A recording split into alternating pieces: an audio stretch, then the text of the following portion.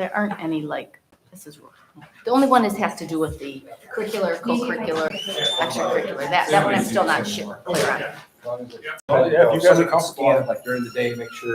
yeah, I'll make sure. Yeah, I'll check and do whatever, 3 o'clock and then, you know, just see the signal. yeah. All you just mentioned All right, training, lots so of- clear the whole lot. Good. Matt, is Laura? She was gonna be late if she was gonna be here. Okay. Come on. Okay, ready? All right. Good evening, everyone, and welcome to the Brighton Area Schools Board of Education Committee of the Whole meeting. Would you please rise for the Pledge of Allegiance? I pledge allegiance to the flag of the United States of America and to the republic for which it stands, one nation, under God, indivisible, with liberty and justice for all. All right, I will do just a quick roll call here. Ms. Reed? Here? Mr. Stahl? Here. Dr. Krebs? Here, Mr. Myers? Here. All right, that takes us to the call to the public. Is there anyone here this evening that would like to address the board? This is your opportunity to do so. Seeing none, that closes the call to the public and will transition us into the matter at hand. We are going to pick up on our review of the policies from the Troon package. I believe we left off at policy 5301. Is that correct, Dr. Allah? Mhm. All right. So we're all set. Mr. Scaling, you can take it from there. All right, so we're at 5301, first optional language list for excused absences. So we would want to do the recommendation here, talking with Dr. Mosier, would be adopt reasons 1, 3, 4, 5, 6, 7, and 8, just as they're listed there. Add career vocational planning visits as an excused absence, and then add 9 other reasons with approval from the principal. And then on E, in working with the unexcused absences notification, really this is just establishing a threshold where there's formal notification of absences. I believe these would be in line with what the county's recommendations are, which were similar to what we saw on Scranton's. They used that as a guide too. So 5 unexcused absences for notification. Part 2, 10% of the school year and 5 days unexcused. Okay. Anybody have any questions, comments? Everybody on board with the recommendations for those 2 options? If I could have a second though, because I'm looking at when I look at this policy in the folder, I don't see a numbered list. There's bullets, 1, 2, 3, 4, 5, 6, Yes. 7, 8, 9. That's what I was referencing, the bullet Okay. listed there, sorry. Yeah, they're not numbered, they're bullets. First bullet, third bullet, fourth bullet. so not allowing weather, No, because we'll call that, right? Correct. Correct. 6, 7, 8. So essentially, it's not allowing weather and not family allowing vacation, personal, vacations. Yep. Okay. and then add career Mhm. and then other with approval. Got it.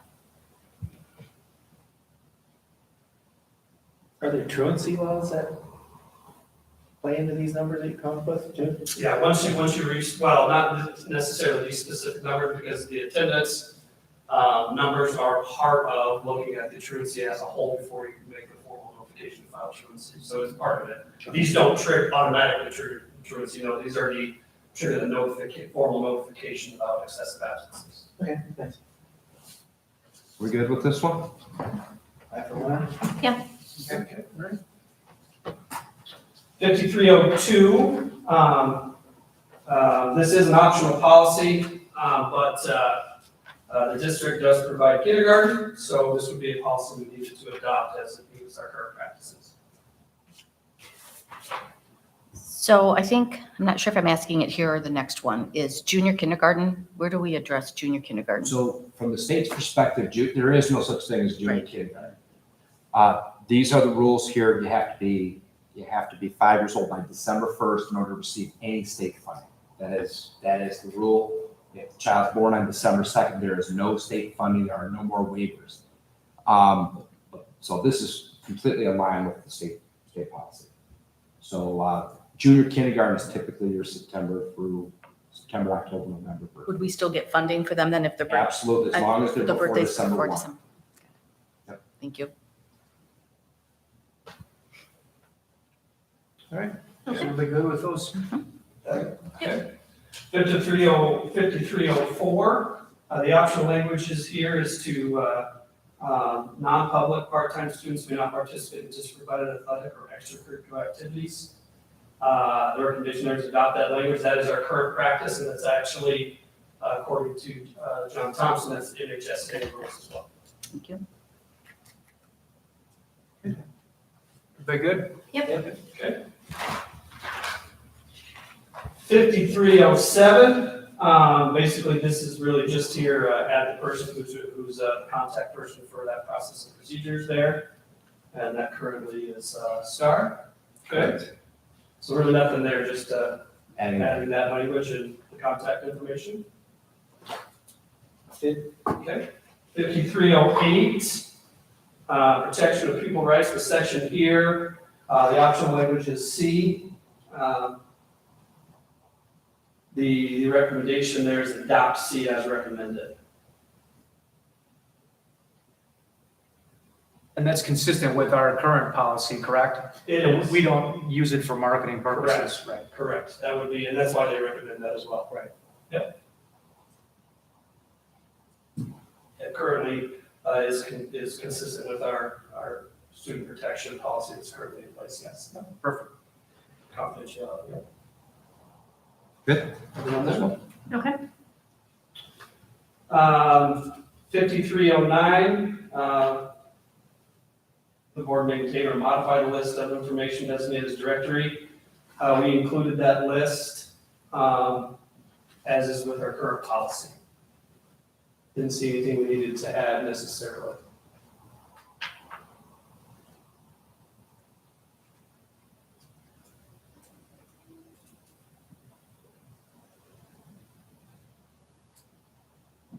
We include the date and place of birth in the directory. I can double check, but I went through and that was our current practice. Now, we could take that off, but, This is a directory that can go out to members. Yeah, I don't think you want to give that much information. okay. But is there any, I can't think of any reason why we would have that on there either, but it was. Weight and height. I mean, I can understand why a team might need that, but I can't understand why that would need to be in your, Yeah, you got date Directory. of birth, age, basically you can figure that out pretty easy, grade level, God, that's a lot of information. yeah. What's the purpose for the directory? Well, it's not that we publish the directory as much, but anything that's listed as directory information would be something that you can send out. So anytime we want to send out, or, any of this stuff for most of these, like, articles for recognition in the newspaper, senior recognition, if it's directory information, you can publish that stuff. Athletic rosters sometimes have this stuff, as you mentioned. Those are the things we don't publish a directory to distribute out, but directory information identified as directory information can be released. Is it voidable? Voidable? Yeah. Yeah, unless you, as a parent, you opt into not being part of the directory information. Well, but even if the directory is FOIA-able, if there's information contained in the directory that's exempt under FOIA, Correct. it would still have to be redacted. Correct. Right. So let's say the person's place of birth and date was on there, would that be redacted? Or could there be a request that would make that voidable?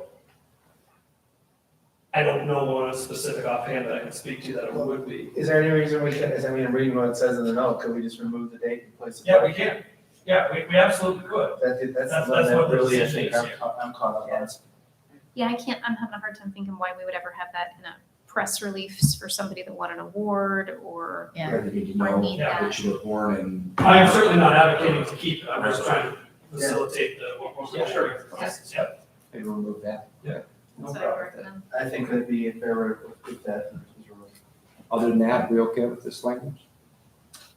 Yes.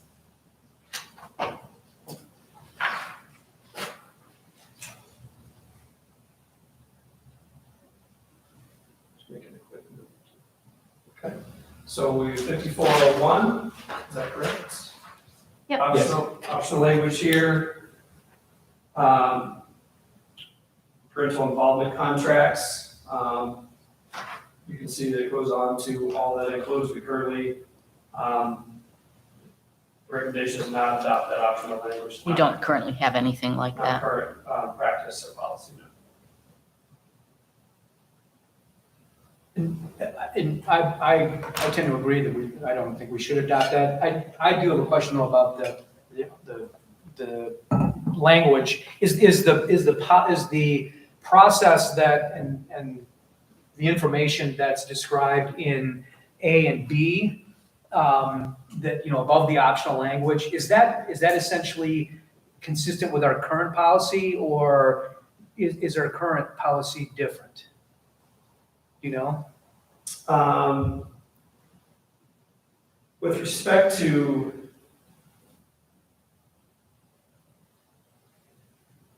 I'll just read it over real quick. As far as like the observation rights. That was and felt a little, I'm just curious as to, if that aligns with what our current policy is, and if not, how does that potentially change? I could see that being a potential issue at some point possibly. Yeah, we can go back and take a look at that, certainly. I just, Yeah, yeah, this is one in particular that we're not comfortable with the recommended languages there. We can take a closer look at that. and I don't know, I'm not necessarily saying that, that I have an objection to one or more. I was just really trying to get a perspective of whether what's, outlined as the rights and the processes in this policy, how it relates to, what rights we've allowed under the policy in the past. Yeah. Because, the policy in the past seemed to work. I don't think to my knowledge, we didn't have any issues or people objecting to how that process worked. But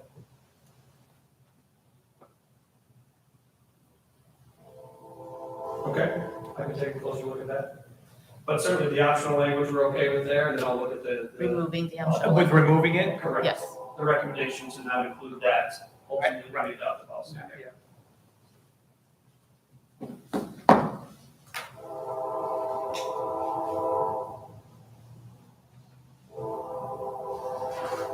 All right.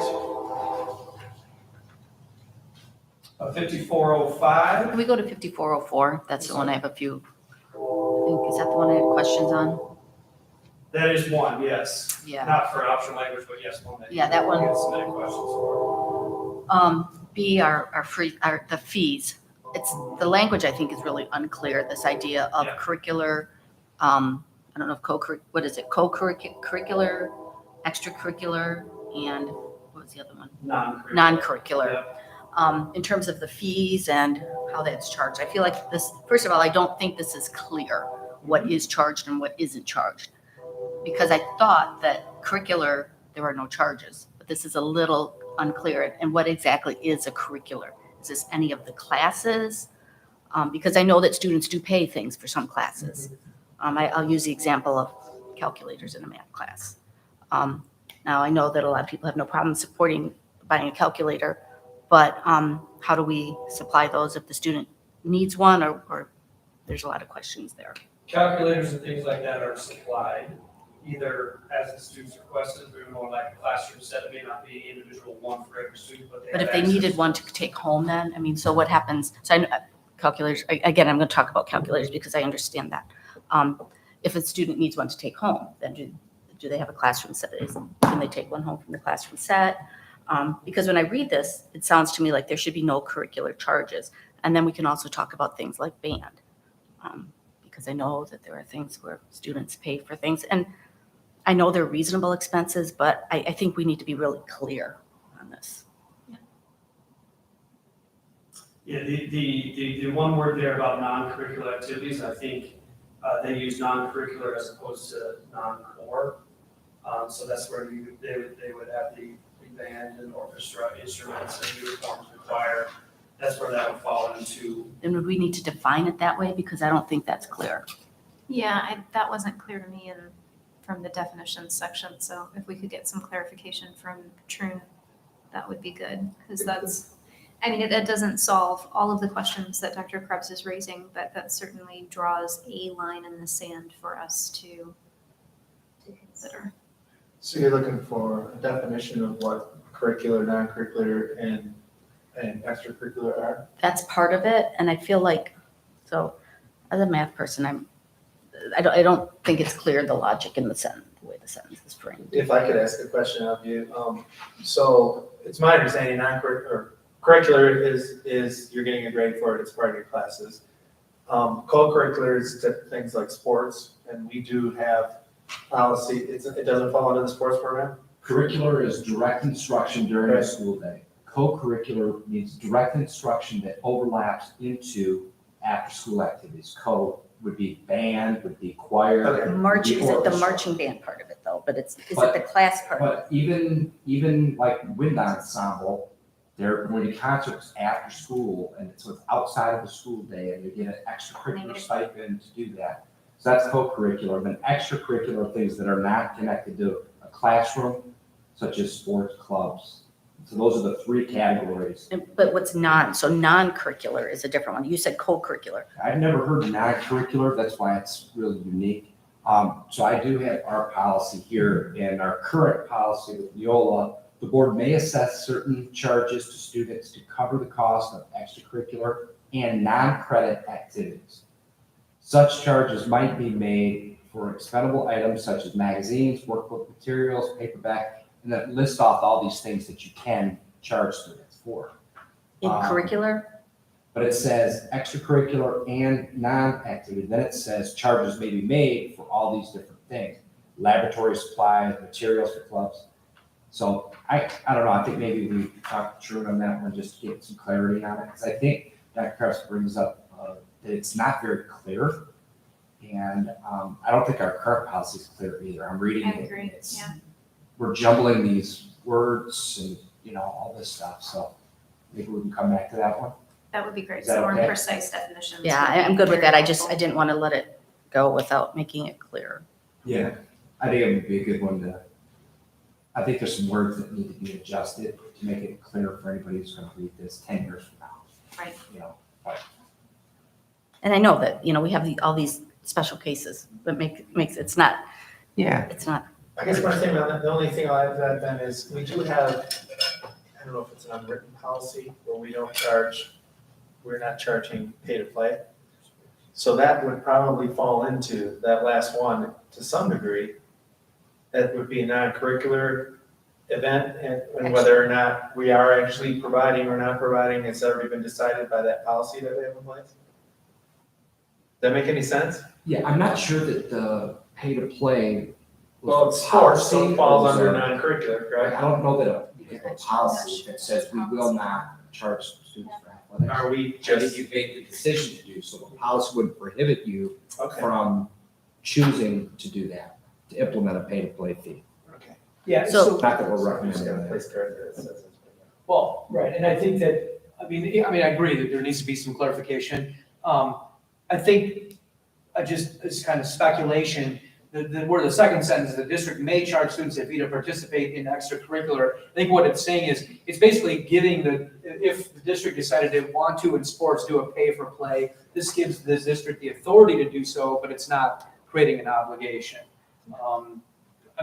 That's how I interpret it, but I agree that the whole idea of what all these terms mean and how they apply to extracurricular, co-curricular, it needs to be cleared out through definitions. and the other part that or may charge a reasonable fee for the use of district-owned equipment or clothing. Is that for curricular, co-curricular, or non-curricular, extracurricular? So band instruments, renting band instruments. Yeah, and on that point, because then it goes on to say the activity's coach or sponsor will provide students with information about the fees charged. So that would suggest that it's not like the band teacher. Yeah, right, and then- yeah. But obviously we do need to get some clarification on that, so. So we really, I guess, when I'm searching the clarification and maybe having them redraft, if I'm hearing correctly, we don't want to charge students for supplies and things related to I don't know their- about that. I don't know if that's a about that. decision yet. I Okay, mean, as much okay. as That's what I was- we I was would trying like to understand, as this is drafted today, Okay. what is the definition of curricular and what is the Okay. definition of non-curricular? So we can see if that lines up with how we want to run our district. And then any additional information they can provide us about the legal obligations of the district that informed their drafting of the policy this way. So is there case law that says the following things need to be treated as curricular and you can't charge for them under our obligation to provide a free and appropriate education, right? If there's settled law in that space that we need to be respectful of as we consider any edits to this section, it would be great to know that going into it. But I don't know that we're in a position tonight Okay. to say as a board that we know which direction we'd like to go with those terms and where we want to set the lines. I'd be curious also from the flip side of the implementation side of it, in their vision with this, like, what does that look like in practice? Right. Does that mean that we can't do anything, like we could not, we have to pay for 100% of fees for band, instruments and uniforms, and there couldn't be a lab fee in a, like all that kind of stuff. Like, Right, I just like to see in practice, what does that actually mean for us? absolutely. And also from a structure standpoint in practice, if we set broad strokes here in the policy, like you would normally expect, where do we address any details about, this is the fee that will cover these things that are considered outside of what you have to do for class. So that's why we're gonna, where do we document that? Do they see that in the administrative guidelines or do they see that living someplace else?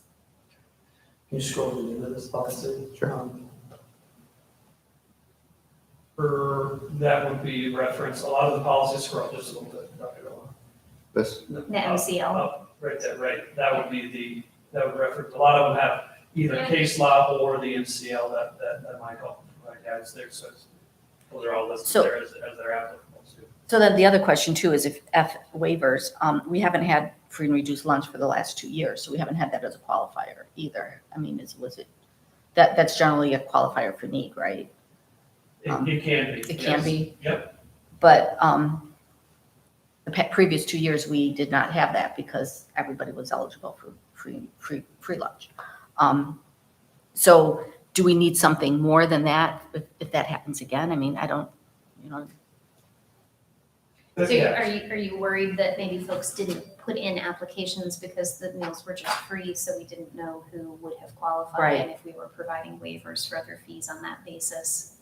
I see what you're saying. so I think we need to get some information, maybe on the 29th, maybe we can revisit this with some more information. sounds good. Thank you. Yeah, thank you. It's good question. So we're on 5405. 5405, 405. Title I, Parent Family Engagement.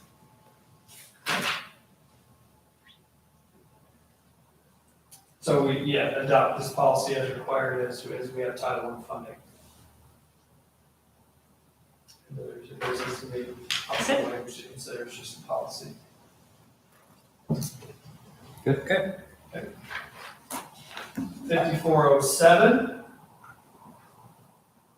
This one's got a few parts.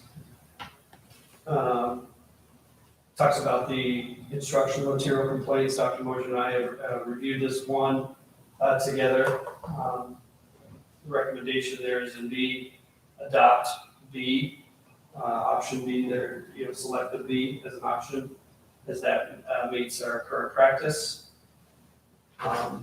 B3, select option 2, and also add the word designee. Just tell me what you need to do as far as scrolling, or if you need it larger, any of that stuff. You can look up here. I was a few minutes behind you. Would you mind starting over? please, Jen? Sure. So in the optional language parts in 5407, B is one of the. Which would be this you have right here. A, and then optional language B, the the recommendation is to adopt that as that's our current practice, Okay, okay? so 1 and 2, the first level, the second level. All of B. Okay, yes. all of B. Yep.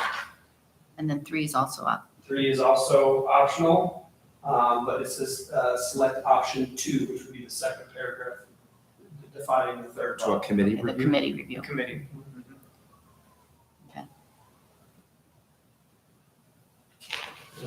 Turn this over. On C, the recommendation there is to adopt C. And are the B3 and C, is that consistent with our current policy? Do you know what policy we Our currently current practice, yes. Yeah. Dr. Rosen, I went through this one and that fits. Okay.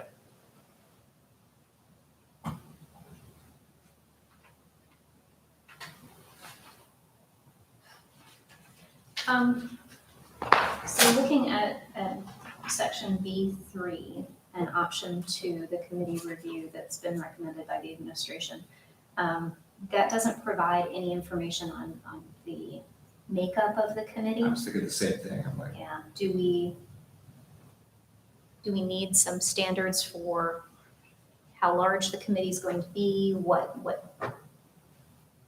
the committee makeup is going to be? I can certainly imagine the need for flexibility depending on the type of objection that has been raised. You know, you might not need the same people in the room if there's an objection about a math textbook as about a history textbook, or something like that. But it might be appropriate for us as a board to consider whether at least some standard for a minimum number of people, whether we should have any board involvement on that committee, something like that. I could just add one thing to this. So this has been a conversation, this area, we've been looking at this a little bit, looking at the front side of it, of choosing books that come in. Because of that, we had a book that was brought in and we wanted to work on the screening of it a little bit, like how did it get through, what does that screening process look like? So Dr. Mosier, Ms. Richards, who was a media specialist, and I, we looked at current policy practice. And that's one of the areas that we'd like to recommend that we have a policy for the front end of it, which would include an opportunity for a review potentially from a committee. This is for new So maybe it materials. ends up being that same committee on the front end if we needed to have a review. And we're just doing some brainstorming around it, but one of the things that we're finding as a standard in the profession is the idea of challenged books, not controversial, because that's subjective on what's controversial, but challenged books, and then who would review that? And our thought process that we would have some sort of committee that would have some board representation, some administrative representation, maybe a representative from the media, and then we would have a chance to look at some of the books that may be challenged that are being proposed on whether to go through or not. So it would make sense that we would have the same committee, maybe to look at both. Okay. What do you think about that? I think that sounds reasonable. I would be curious if how wide a net are we casting for that material review, I guess? Well, So, this one, I mean, interject, this particular one is relating to the curriculum. This isn't the library, right? B. Absolutely. B is the B3. curriculum. Right. But it can be a challenge to the materials used in the classroom. Right. I was just That's saying. why No, I was understand it. Committee. Maybe Okay, it's the yeah, same right. composition that we use for both, is what I was just gonna. I don't know if mention. you'd use the same, I feel like the curriculum materials would be very much more specialized to me, Potentially, yeah. potentially. I wouldn't see, I guess I would want more specialists looking at Well, some. focusing on here, I agree that we need, I think it We would be need some beneficial to clarification. have some clarification on, like, minimally, we'll have a representative from this group, Yeah. this group, something like that. I think that'd be a good addition. Is there something within the manual or a policy manual that does talk about the formation of committees at all, anywhere in it? Nothing? That's interesting. That would be, either you would put that committee there, or you would create an administrative guideline that would support specifically the committee selection. So you could even adopt this policy and then create the administrative guideline, or specifically define it in the policy. The challenge with that is the policy, it needs to be tweaked. process to do administrative guideline changes a little bit different than it is for a full policy change, so. Well, if there's nothing about formation of committees anywhere else, I would think it would almost behoove us to put it within this section, specifically for it. Those will be the options that you would have, yeah. Yeah, I mean, I definitely, I concur with the recommendation that we adopt the sections as laid out by the administration. But I do think we would benefit from some additional detail on the makeup of the committee that would be involved in the challenge review. I don't have a strong opinion at this point on whether that belongs here in the policy document or the administrative guidelines, but I definitely think that's something we should explore after the policy's adopted. And probably in short order. So, Doc, go ahead and give our blessings on this. I would feel comfortable voting to approve the policy with the administration's recommendations here for including B, taking the second option for B3, and then including C. Because I think that fits well with what we have traditionally done. So it's not a significant change for the district, and I think it's an appropriate way for us to handle those questions. But I would also feel comfortable adopting without yet having laid out the definitions of what that committee would be. But I would want that to be a fast follow. I think that's something we should address relatively quickly. I think you're absolutely. I would support that. So we're adopting as is, but you'd like to follow. 5409 is nothing there other than just inserting the graduation requirements. So we'll make sure that we actually do that. 5410, sorry, question? No, I had a question on 5410. Yeah, okay. 5410, in looking at our practice, the recommendation is adopt or for the certificate of completion and not adopt language for students who are short credits, because that's our current practice. So if a senior is taking a summer class, they need to take one class for summer school, they cannot graduate, they cannot participate in graduation. That's not correct. That's your current practice? That All is requirements. pretty uniform across. It is a very slippery slope going there. I would strongly recommend maintaining the current practice.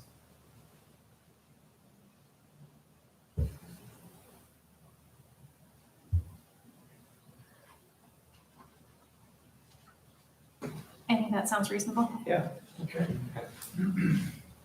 5412, class rank, this is an optional policy, but we do have this practice in the district.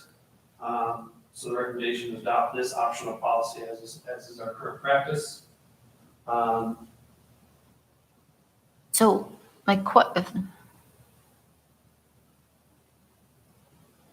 so is this eligibility for honor roll, is this across all grade levels? Or is there an implied grade range for this that is not stated in the policy?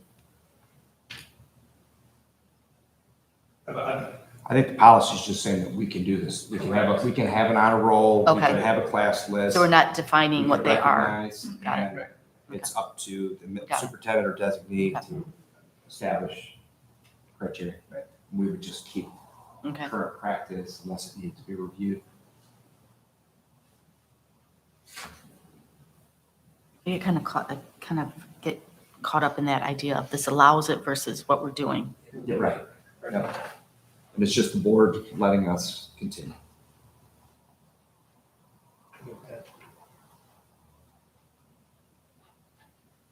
We good on that one?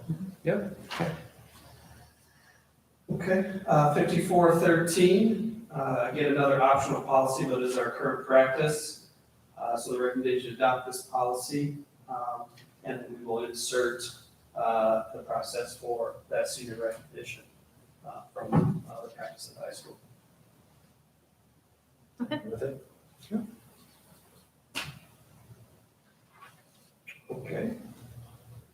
5414 talks about completion certificates. They provided some options. The only option that we currently do would be the certificate of attendance. I spoke with our special education director, Michelle Allison, where that's commonly placed, and that is the one that she said, yes, that we do. Option C. Option C. So the recommendation is select only option C. So the option B, relating to the vocational readiness, so we currently don't have any sort of a recognition or certification.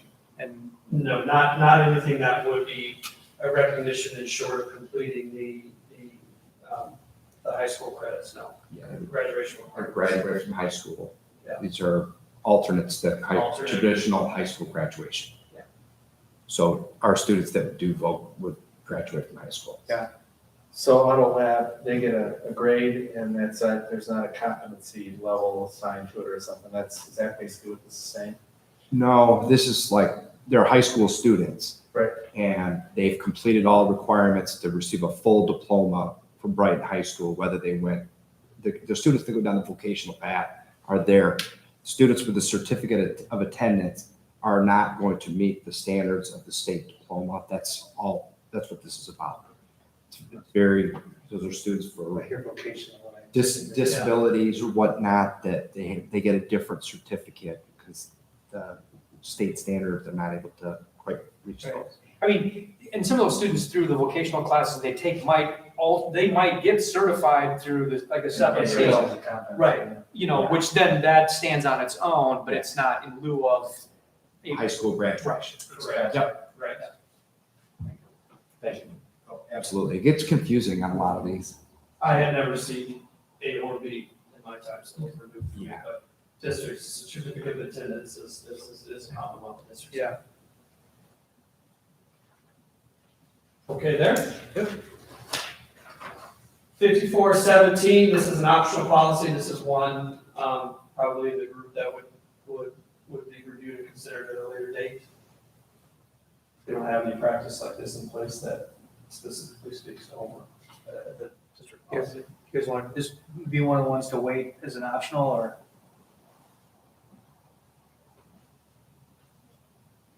Oh, I'm looking at the wrong one, sorry.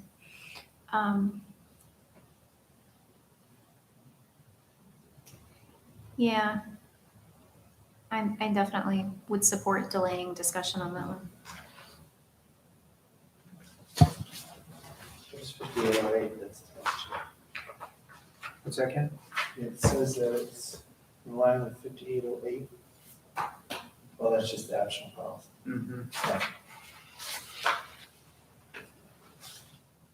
Okay, so we're good delaying on that one? Yep. Okay. 5418, this is just talking about grades. The optional language there, the building principal published grade change procedures if any for the school building in the student handbook. All procedures must be consistent with board policy. My recommendation is that we put these in the handbooks. My understanding is that it's not currently there at the high school handbook. Don't need to, per se, it would be just good. You're only suggesting to put it in at the high school? Yes, that would be, yes, The only time on that's usually, yeah, the grade change? high school credit classes, yeah. Would Should that we make also that be, explicit then? We could. I mean, what about the students who are taking high school courses at Scranton? Does that count in their GPA or those? No. It just counts as credit, right? Just counts as Okay. credit. I support the idea of publishing that in the handbook. I think that's a good idea. But it might be appropriate to explicitly state that for the high school, Right. we will have this. Otherwise, you may end up with folks asking you why it's not in the elementary or Scranton or Maltby handbook. Okay. 5420, looking at the reproductive health education policy, the recommendation is option 2 fits with our current practices and procedures.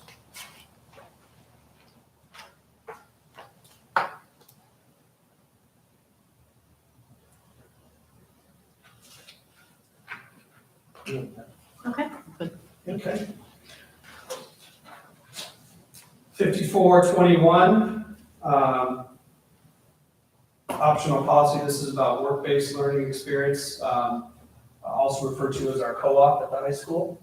So the recommendation here for this optional policy is adopted as it is our current practice. I agree.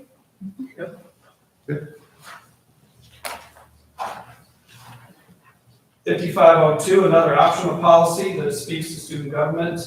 The recommendation is adopted as this is our current policy and practice for student government.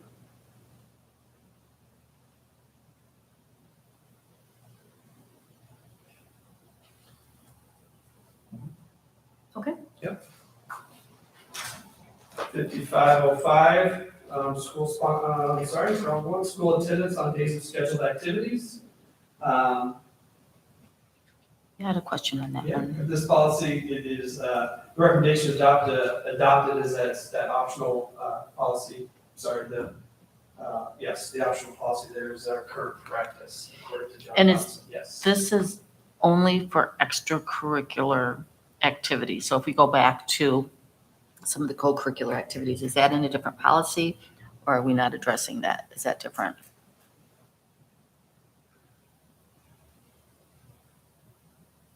In my review of this policy, would be any of the activities that we have after school.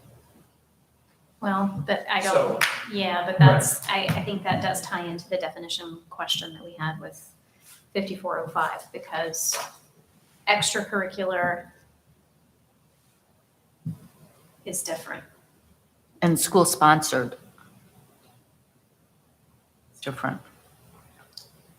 So in terms of an extracurricular activity, But again, it's not, I'm going to relate to band. So students will go to pep band. That's not part of the class. That's an extra because not the whole class goes to pep band to away games. Just a second. well, yeah. I mean, I think because for marching band, participation in the Friday night home games is a part of Is your required. grade. Right. But participation in the away game pep band is not a part of your grade. Right. So it's not clear to me that participation in a home game would be extracurricular. It would be curricular because that's part of your grade, potentially. Band depending- is not an extracurricular activity, it's co-curricular. Right. So. So- it's But a- that's not a defined term in these policies. They're dividing the Right. world only into curricular and non-curricular. Yeah. So I don't know where that fits.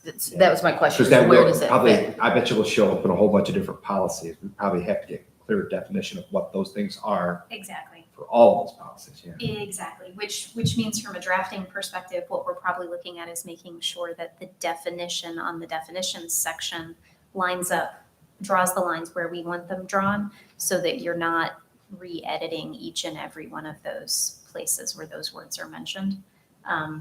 But I think this is another one where we probably need Troon to tell us what those words mean before we know if we're ready to adopt this section in its current form. At least for me, that's what I would need before I felt comfortable with Here's it. a question that you said John Thompson reviewed this.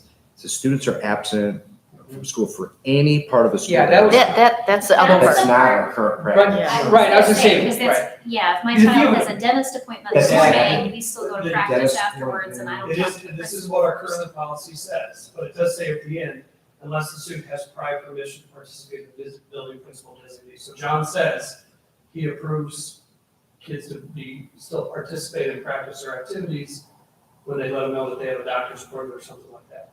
But I highly doubt that we want a system where John Thompson reviews every doctor's appointment for every student athlete that has a dentist appointment before practice, and this is part of the school day. And That's- technically prior permission, so if a parent doesn't remember to, oh, Johnny's got a dentist appointment next Tuesday. It's the same day as practice. In practice. I mean, so it's just practice. There's games and there's practices too. And those schedules change sometimes faster than your dentist appointments do. So there may be a better way to run that part of the railroad. I don't know how you would like to do that, but there's gotta be a way to streamline approval for appointments, routine appointments that are taking place outside of. You almost have to define what is permissible. In other words, unless it's excused with the doctor's note because if you're putting it on a person, maybe today he feels like saying, yeah, that's okay, then tomorrow it's not okay, and all of a sudden you got a conflict. Because these two parents know each other, and they go, how come my son couldn't participate? He could. I mean, you're leaving it open for that person to be on guard every time they do it. Just write it out, unless they return with a letter from the doctor's office that they were there, or An excused an absence. excused permissible That is absence, whatever we define. Whatever how we permissible. defined excused absence. Right, But we we, do have excused, we do define excused Right. absence, so you So- could say So just excused absences implement. yeah. that are less than half the day or something. Something. I don't know. well, but even that's because like, a career fair. planning could be an all-day. Yeah, if you're at a college And visit you, today, right, that still qualifies as an excused absence and you should be able to participate. I spent all day. From my perspective, I would redraft it to say, students, who have an unexcused absence from the school for any part of the school day, blah, blah, blah, and just end the sentence at, the day of the absence, period. So if it's an unexcused absence for any part of the day, you just can't participate. But if it's excused, then there does need to be another layer of getting permission in advance from John Thompson or anybody else. Or excused absences with the permission of the person that is running the activity. So if I'm going Is it to up to the cross-country coach? practice and I show up with my excused absence, can I still play? It's up to the coach. I like the thinking on it. The practical side of it is more difficult because they have like 24 hours to have an absence excuse. You know, a student It's true. shows up late and then a parent doesn't call until, 4 o'clock that afternoon. Right. So they're at work and they're like, yep, Tyler, had a dentist appointment this morning and he missed first hour. I just wanted to make sure that that's clear, Yeah. So it's a difficult one for the coaches. From, as a former athletic director, we had a 7-period day and you had to be there at least 4 of the 7 hours. And then if we knew that they had skipped or something, we could address them, but that was kind of the standard. We had 4 of 7, so it was a majority of the day. 6-period day, I think you said Yeah, less than like that. half the day, if you've been here for less than half the day, something like that. But that's athletics, but it seems like that might apply to any activity. Yeah. That defines it, huh? Maybe this is one circle back. You know what- with what also. you have to do. But I did talk with John about this and had Gavin review both as the high school. And they both indicated, yes, this is our policy, and neither indicated they had any problems facilitating the policy or working with families when situations arose. I They just suspect figured that it things just don't bubble up. I mean, I've had my kids, have doctor's appointments and then go to practice at the end of the day, and nobody's asked me for proof that they were allowed to be there. It just doesn't come up unless somebody Well, the problem is, proactively raises right, it. if John Thompson and Kevin Johnson, as a practical matter, are working with the spirit of that's great, but first of all, they're not gonna necessarily be there forever. And second of all, if you get some coach that says, hey, this is what the policy says, you don't have permission in advance and the game's starting in an hour, then it becomes an issue. I mean, I just think our policy, we need to get it right. And then it can still be consistent with what, the spirit of what they have implemented in the past, but I just don't want there, to be a potential issue. Well, what if I like the less than, what if it just was changed to students who were absent from school for less than, or for more than half of the school day, or more than half of the scheduled school day are not permitted to participate. See, but it doesn't address, if you have a high school student that's doing a college visit and they're gone all day, I mean, they should still, I don't think they should be punished for doing a college visit, but they're gonna be gone, they may be gone the whole day. I mean, so, I like the excused and unexcused, kind of. So, like on that, Chad, I don't help me with this, but would we have considered that an absence from school, or is that more like a school-related absence? 'Cause well, they're not we've on defined it college as an excused absence. Yes, it would be a excused absence, but that would be one certainly that they would say this is one of those ones that absolutely go, this isn't gonna affect your participation. So you would have, So that's. less than half the day, but then, you still leave it where the principal or designee can address you know, Yeah, I mean, I like the way the policy has an out for other situations that can be addressed on an individual basis. I'm concerned about the process for actually addressing that, who's responsible for determining and ensuring that that student attended enough school today or had advance permission before they go on the field for the game, or participate in the play tonight, or whatever it is that's the extracurricular athletics is activity. easier, so they do a really good job of it. You know, obviously with the MHSA and things, obviously I'm a former athletic director, I know what John does over here. But you have your clerical staff that checks attendance. I used to have that every day. I knew the athletes that were missing and all those type of things, and, you know, but. Does each coach But get when a it comes list to of this? clubs and things But like the clubs that. aren't doing that, yeah, and I guess Clubs and that's, actually, there's the clubs are nobody, definitely not they doing don't have a staff for the Spanish club. Yeah. You know, so, to help with that. Can that be generated, I mean, can there be some, can that be generated though from the attendance? Can't we say these are the students that are in this club oh and, gosh, but I mean, then the front office has to keep track of which club is meeting on which day so that they can make sure that the list gets to the right person, and it still leaves you with, yeah. In the end, we want students to be involved.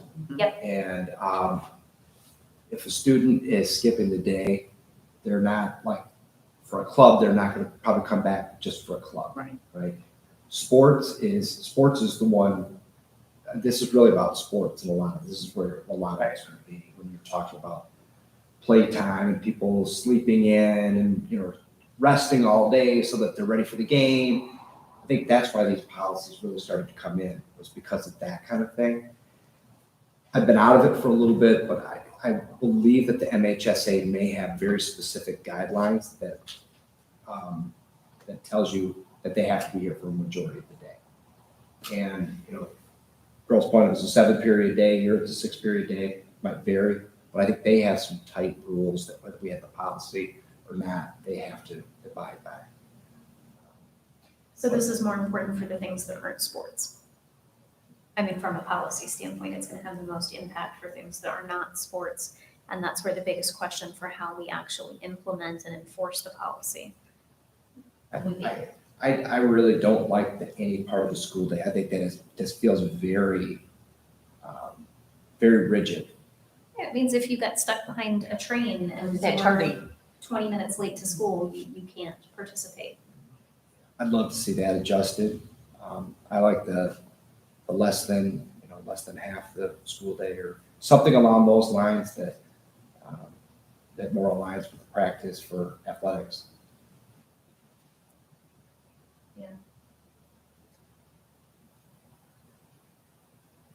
So I guess to summarize where it sounds like we are, it sounds like we've got a reasonable consensus that we'd like this to be who are absent for more than half of the school day. And then before we actually get to adoption, we want some clarification from Troon on the intended definition of extracurricular so that we can come back and think a little bit more about whether that dividing line provides us with what we want. And then the third thing that we would want to think through before we actually adopt this one is whether exceptions by the building principal or designee is the appropriate process for dealing with anything else.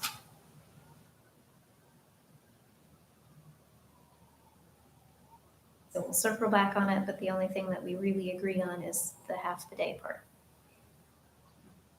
Nice summary.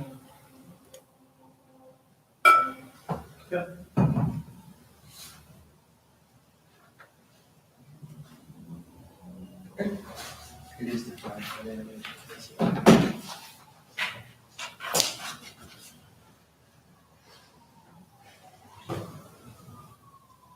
5509, public appearances of school groups. Optional policy, so we could, we do have some of this occurring.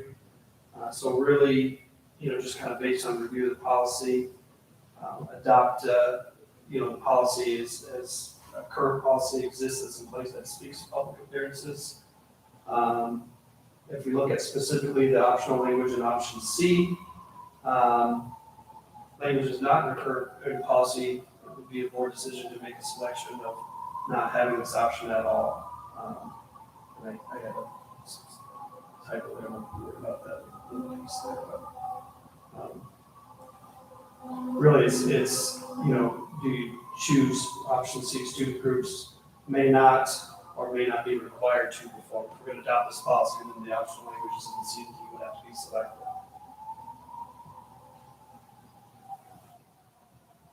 And this is not to say a small, like a subset and a students would not be an official group kind of thing. It's just,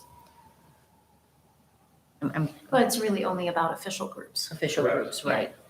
Well, the problem is that if you don't adopt something with regard to C and D, then because it says the board permits groups to appear and perform at public events. That would include whatever C and D are, subject to the following requirements. And then C and D actually provide limitations on what can be done at those type of public events. So if we just eliminate them, then we've got unregulated territory that doesn't address the issue, that they can say, well, this It's permitted because it's not explicitly excluded. it's not, right. Yeah. So I think we have to leave C and D in, and I think we then have to decide which of the two options, because otherwise it's just. I like to not be required to on both. Because we do have band members that go to Cantata, for example, and at one of the churches. So you can't, But that's a But you subset, that's can't what I'm tell saying, they but that's have not the whole, that's not the whole band that's going there. That's a difference, that's what I was saying, is you have some students that are gonna go to go do this at a religious well, I guess service. we could just say Disney then, and because don't they go to Disney and how is that? Is that a requirement or is that if you can? It's optional. Totally optional. Well, Totally optional. But it's also not a religious ceremony or political rally. I mean, For it's some. going to Disney. Well, I mean, you Most can argue. is. It could be- I'm trying to could be get it. considered religious. Yeah, Let's, it's religious. let's throw, I look at these as two very different things, C and D. Like D, I think, I think about a funeral or That's- something. that's It the might one that be I thought about. somebody's- It might be the band director that, and it might be something like that overlaps. I think political rally, I think it would be in conflict with other things because you would be using school resources potentially towards political activity. So I struggle with C. I do too. The only thing that gives me pause on C is whether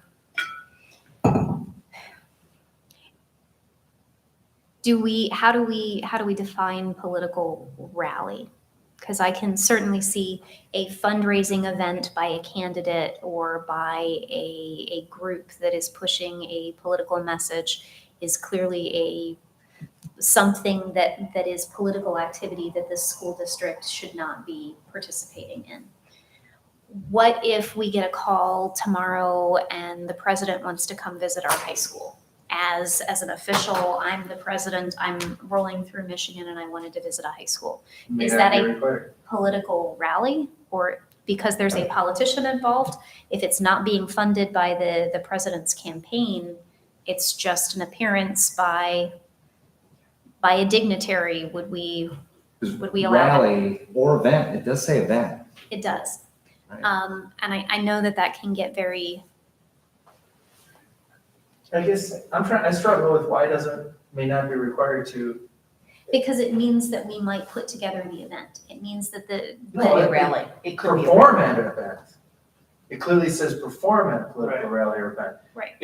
But I think what I want to get at is, if you say those words, may not be required to, you're eliminating the possibility of it being an issue. If they You're want to go to an event, they can, no, but we are not requiring them to. I disagree, because I think what that does, if you adopt it and say that it may not be required, that means that the official Brighton Area Schools High School marching band can be the headliner at the political rally, but the band director can't require specific students to be there. So it will have our banner, it will have our uniforms, it will have our name on it, But the Or makeup of financial the backing. band may be different than it normally is on Friday. Couldn't that also be the president? If some kids there don't think of that person as their president, as some people do these days, you can't require them to be there. Maybe it's two parts. But see, I think again, this maybe goes back to how we define, because it says, the first two talks about activity advisors. Mm-hmm. Activity advisors, and then it defines what they're limited from doing. C and D talk about student groups. It may not necessarily be like the bank, like, it may not be within the umbrella of a co-curricular group or some, where there's an actual advisor or a leader or a teacher within the, the district, or, that's employed by or affiliated with the district. If it's a student group, if there's a club and the students say, we want to go to this, rally or this event, I guess, I think there needs to be some Some groups clarification. are political. Right, well, Yeah, I mean, we've got the LGBTQ group, we've got, I think there's actually a Republican Party group at the high school. Those are all politically charged, but we don't control them, right? It's their Can they groups. participate in a political Well, rally? that's We can't stop them Well, from doing that. And Well, it's it not, doesn't say we it says can't stop performance. individuals from being there. Right. It's a question of Are whether they wearing their it t-shirts? it is something sanctioned by the district. Right. Is the district going to sanction something so that it's an official activity of the district? Scroll down just a little second, read that. This way? So we're allowing them to do it, but with this caveat. They're allowed In other words, to go to these are- public, they're allowed to go to public events, But- debate is. Right, But even groups have Political. advisors. I mean, Right. Do, in right. order to be an official student group, there is an advisor. There's an so advisor. it feels like C and D are taking the responsibility away from the advisor. A and B, like Roger was talking about, this idea of student advisors. How are the activity advisors not involved in C and D? Well, but A and B is the first, I see those as the first steps. Okay. So the activity advisor, so the advisor of the club that wants to go to the event has to clear that with that wants to appear or perform. So it's more than just attending, it's actual participation in the event itself. So if the activity advisor wants to have folks attend, the activity advisor has to clear that. So I see B as explaining that they're discouraged from doing it more than one school night per week. And then C and D are talking about whether those particular types of events are even eligible for putting in front of the principal or designee, right? So if we adopt C and say student groups may not perform at a political rally or event, then activity advisors can never put that in front or should expect an immediate rejection if they put something in front of the principal to do it. Period, end of story for participation in the event. I get that. Aren't a lot of these advisors, I mean, I think I was the advisor for the They're club that my daughter was in. It's usually just a parent. or teacher, usually Or- there's a or faculty teacher, it could be a sponsor as teacher. well. But there's a lot of gray area as to how you're gonna control it. But yes. So if it's a sanctioned school student group with an activity advisor, and they're going to appear or perform at the public event, I think that's the thing. I think it has to say sanctioned group because we have But many what if it groups, says, but we don't. Student groups representing the school district in any way may not, perform, whatever it might be.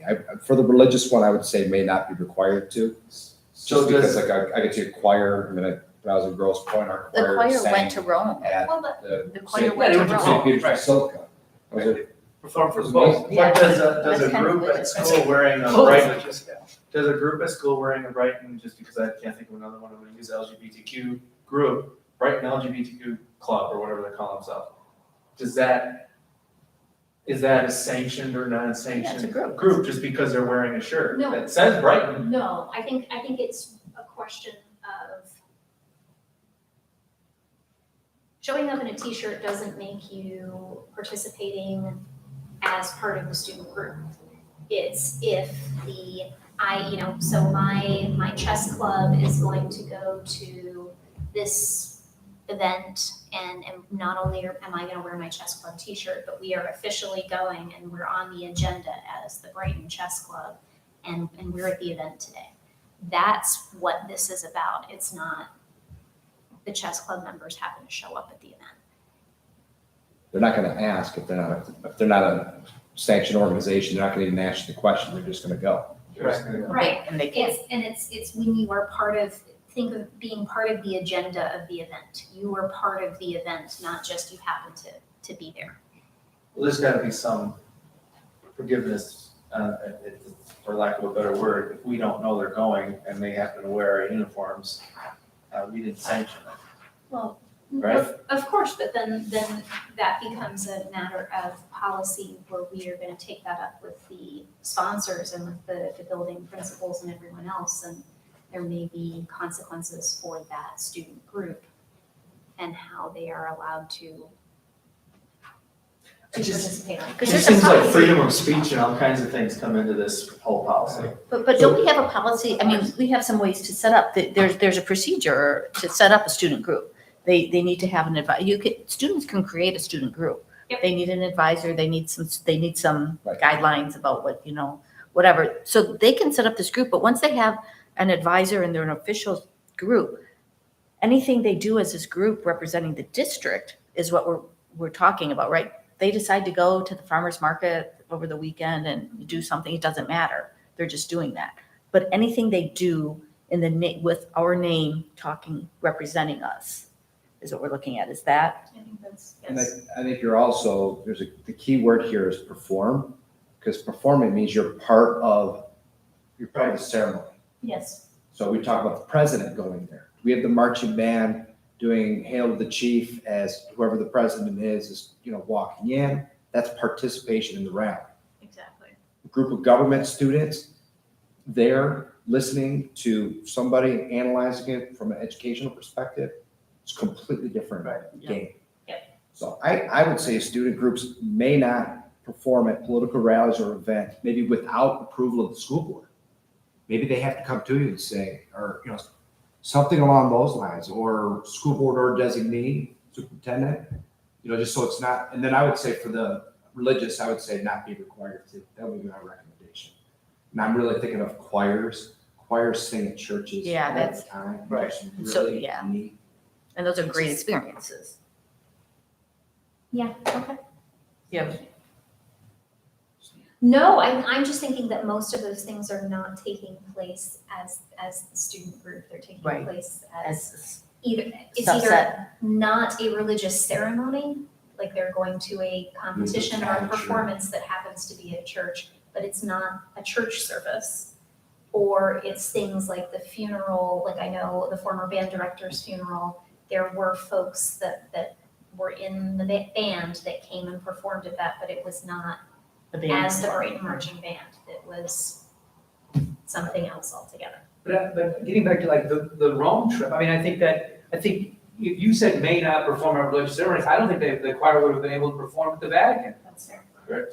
right? I mean, I said may not be required to. That's what I'd say for religious, for that reason. I'm just thinking of choir in particular. And I'd say political rally, I'd say may not, but I'd leave yourself an open for maybe some unique thing that we haven't thought of. Maybe without. permission. Yeah, can you put that idea of some permission? but may not without. Yeah, without permission from, And it's there's a higher Tenants, level of the board. permission. Yeah, I mean, it's like, it's gotta be it's a above the higher- principal. it's a higher bar. I don't necessarily want them walking in asking permission for something that I'm a little leery about doing though. That's kind of, putting it back on the board then. I mean, I guess that's what we're here for. That's what but we're Laura, deciding, that could get DMS. Say again? That's what we're deciding though now, isn't it? Exactly. And then, not going back, and I think Alicia's right on with this, but what's a political rally or event? Yeah. Every time a politician, and I don't consider you a politician, like a state level politician, whenever they speak, they're always taking digs at the other side. They just do. They'll be like, at a funeral and they're digging against their opponent and stuff. Sure. So it's always political. Well, But if- so- Well, I mean, if you think about the opening ceremony we had for the STEAM Center, there That were was slightly political. politicians there. So did that become a political event because we invited our representatives to join us in that Did we celebration? invite them? I'm sorry.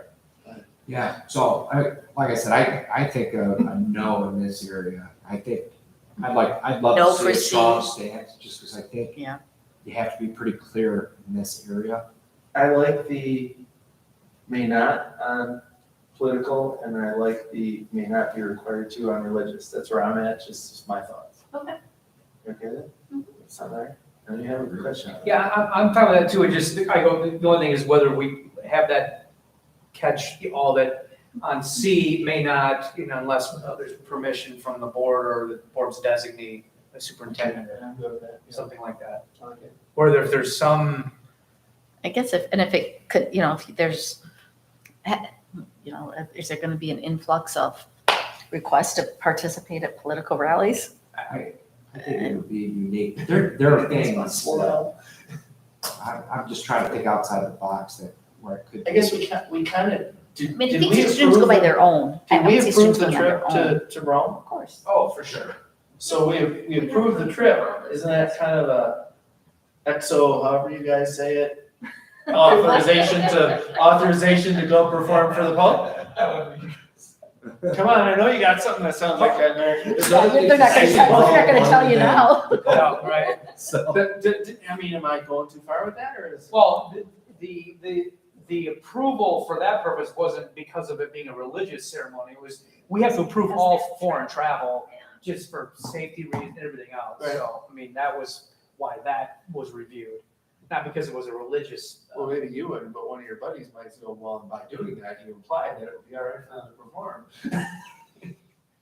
All right, I'm just going too far with them, sorry. I was thinking that George H.W. Bush, when he did like I forget what he called it, it was like 1,000 such and such across the nation. Yeah. Points of light. Points like that was it, it's a long time ago, but Oh, that's political in nature, but who knows, what if one of the points of light was the Brighton High School marching band, or, like that type of thing. Right. I don't know, there's always, but I like the may not, I just think, especially in this day and age. Yeah. It's good for us to stay out of politics as much as possible. So I have C may not, am I adding the stipulation without approval of superintendent? Sure. Is it superintendent? Or, I mean, Board. that's. I don't that's know, I kinda don't- where I did, Board or designated? Yeah. I'm just bored, if you're not willing to take it all the way to the board. Yeah, Yeah. then no. It's not. I think the board's, Good. that takes it to another level. okay? Just- Got it. So I have may not without approval of Board of Education, and D is may not be required to. And we know now that approval by the Board of Education is Well, for. but- It's not just the But board. can we be specific? I'm sorry, Angie. I'm sorry. No, we know that it's for. It's not just the majority of who's ever present at the meeting. Yeah. Okay. C needs to be redrafted just a little bit to make that work, because it's may not be required to, because you don't want any of the students in the group to be required to That's a attend, good point. probably.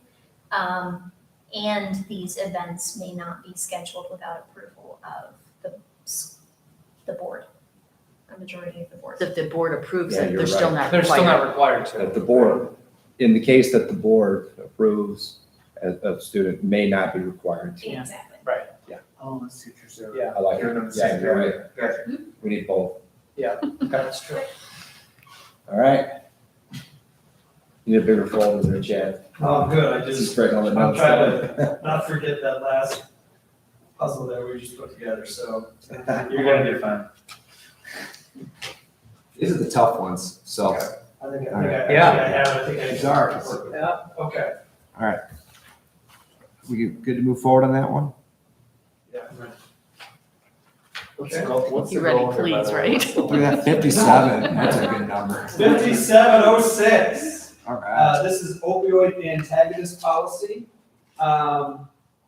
We currently have Narcan in the schools that is administered by, it's at Scranton and at the high school. It's administered by. Which one is this?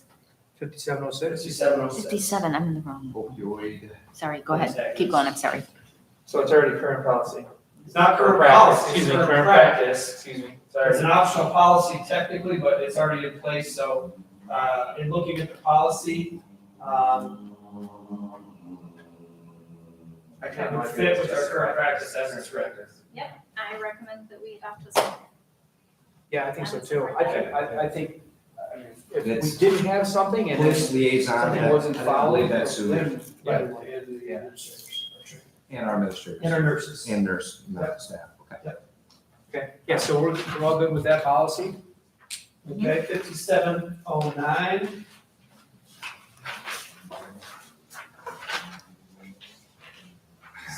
Lice. This is a fun one.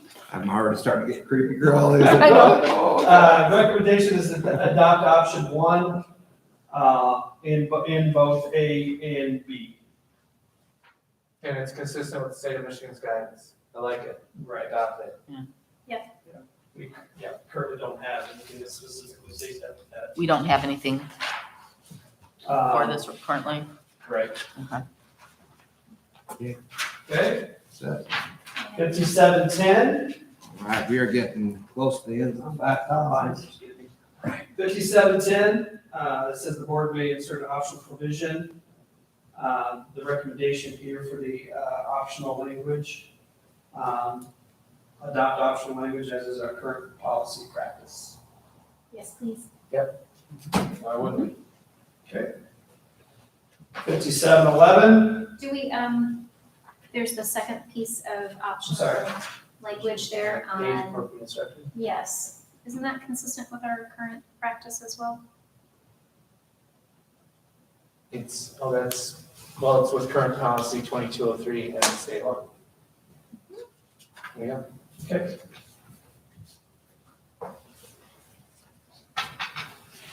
Okay there.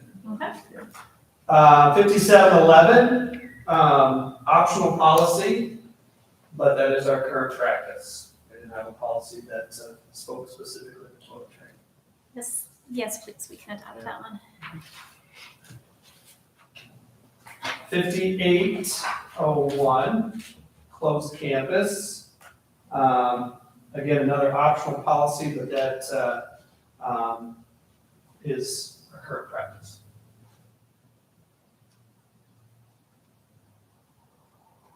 What is this again? You can't just leave. Right. Yeah, it's closed campus. Thank God I'm old. I got to have that fun. You're not that much. We're good older there? than that fun was gone by the Yep. time I was. 5806, recording of district meetings, IEPT meetings, section 504 meetings, and discussion with Michelle, also the Director of Special Education. The recommendation is to select option one, as is our current practice. Which policy is this? 5806. 5806. It's the part about Specific recording of IEP and 504 meetings. Yeah, it's not in. No, I know, it's under, you have to go under the, where's it at? Policies that require the language. I'm looking at the full policy manual, so it's not there. It's under the folder, the policies that require language. Does anyone ever do that? Yeah, I bet she there's said a she's couple had of it happen. It's very rare, but she's had it happen, yeah. Okay. Yeah. But, yeah. I guess everyone in the room knows that it's happening. Correct. They provide the advance notice. All right, I'm with it. Personally. I can understand why they'd want that in case something fails. And then 5808, optional policy. No. I've never heard of this before. I read, I saw this. I would not. I would not, recommend adopting. I would not be in support of adopting 5808. Yeah, I mean, I don't think that's a good thing. Sometimes there's practice. I've heard like in some of the really high performing like private schools where they have like furlough weekends where like this weekend there's not gonna be any homework, so students have worked so hard. That's a practice. and like the teachers It's not a agree to policy, do yeah. it, that type of thing. But, yeah, not a policy. All right, look at that. Okay. We got 40 minutes left here. All There right. you go. I should have told Ken we go to 11 o'clock on these. I would love it. We do. My kid's downstairs. Oh, really? Playing basketball, I think. All right, so we're going to the 3000s? Is that where we're headed to 3000 land? 2,000 set up, right? No, Or we did 2,000. 31 on We two. are moving to the 3s and 4s. 31 on two. 31. We just do this as a package, we just do like. two votes. Consent, Yes. consent Consent agenda. agenda. No, Ken, no. 31 on 2. I forget you guys enjoy this stuff. Let's just drink. Um, Not here. Here, no, not here. Smoking and tobacco, No. okay. Now, option 1 follows our current practice, so the recommendation would select option 1, which would read owned or operated by the district and as a district-related event. Good with that? Yes. Yes. Okay. C2 is a little, not quite as straightforward. Our current policy is that, well, I'm sorry, I jumped to D2. C2 is a little, it's an optional one to adopt. On the surface, it makes sense, but as I was kind of reading and doing this, not a CBD expert. That's what I was gonna say, by like, any if we means, have but something there like a- are- it's in a lot of stuff that is If we had like a Oceans and things farmer's like that, market so- kind of thing with, right? I mean, it's a little bit more prevalent than what it used to be 5 years ago. So Yeah, but they're still selling something, I mean, there's laws that say you can't sell something unless you're licensed to sell it, yeah, even if it's legal or not. but So- But CBD, it's it would be about like a possession. cream. Yeah, Pardon? What was it? this is possession, yeah, I mean, Like, so, I mean, I've walked into cosmetic stores that sell CBD lipstick, so Yeah. right. we're gonna confiscate lipstick. But this is Lipstick prohibiting at the the- sale Okay. sale, possession, Possession. distribution, Possession dispense. Or of. use. You gonna check and see what's in my lipstick before I can use it? Like, I definitely see what Mr. Scaling is saying about how difficult that would be to enforce at this point. Yeah, but I guess if you do have blatant sale of, let's call it the raw product, you don't want to not have this, so you can't do it. Well, that's drugs. Right. Is that covered under one, because it's, and I guess you can't sell it to minors, right, I mean, Well, And it's If illegal illegal drugs. drugs, which. but, so It's not marijuana though is not, Yeah, but but it is illegal for minors, or, right, but not you couldn't for have, the rest of us. couldn't have employees. But just because you want to bring your gummies to the game, I don't want my kids to do it. Yeah. Have those things. I don't. I think What was this your may, recommendation on this? Select Can we option have one? What? But the board, it says the board needs to make a decision. That's my recommendation. The board needs to decide. Thanks. what I Use would your way of doing recommend it. These are is, the board policies. I would recommend that we whittle it down to prohibiting the sale, distribution, and dispensation. Not the use of products. Correct. Or possession. Because there's no way to do the other. So I agree with you. So That's the part I'm wrapping, the sale, possession, and distribution. That would still, I mean, that would still give us the ability to deal with folks that are distributing things that are not as innocuous as hand lotion. Because Well, if you're, little Billy Gummies. walks in and says, hey, you want some CBD gum? Then we can go, okay, no, that's not allowed. possession and use are going to be addressed in the student code of conduct. Students, yes. So that's already going to be there. You're not going to be able to discipline a 45-year-old. You're going to call the police to, if they're, But you could, I mean, this policy can be the basis for asking someone to leave a But school leave an event. But I think in those cases, we are more concerned about Sale, sale, possession, distribution, dispensation. dispensation, or, and we wouldn't, you wouldn't want somebody's club to be doing a natural product sale that includes that on campus. That's, Right. Okay. All right, what about D? Got that. D, so our current policy, basically, if you look at, paragraph 1, the district generally prohibits, possession, distribution of alcohol property owned or operated by the district, or any district sponsored event, period. Our current policy just says the district prohibits the sale. Okay.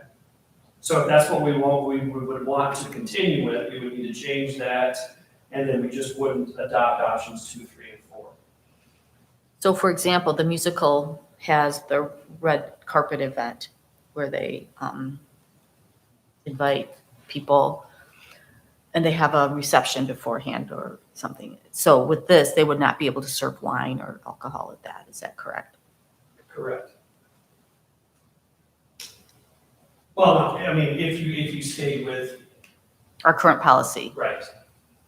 If you wanted to open it up to limited options to do that, right, then it gives you some options to, possibly consider. Well, I don't think alcohol's allowed in school districts still, is it? Open intoxicants? It's not allowed on a school property, so why would we need anything written on it? Is there already a law that prohibits that? You gotta, if we're gonna sell it, we'd have to have a license to do that. We're not Right, gonna there's get a one. law, I don't think it's against the law to do it, districts make, because you could rent out your facility as long as it's, you're following the laws and the insurance and all those pieces, you could technically allow somebody to use their school district facility where alcohol was involved at a legal event. Our current policy does not allow that, that would be a district's responsibility to establish if that is something they would like to have I don't wanna option. go there for liability reasons. Somebody gets drunk and get hurt. That- Yeah, it mentions No. adding to insurance and all that kind Yeah. of stuff, you have to demonstrate it in order to do that, so. Yeah. So this one is just a little. Are you good just saying prohibit? It's number 1? Our current policy is prohibit, right? Okay. Great. All I'll right, make that draft as current policy. Okay. 3104,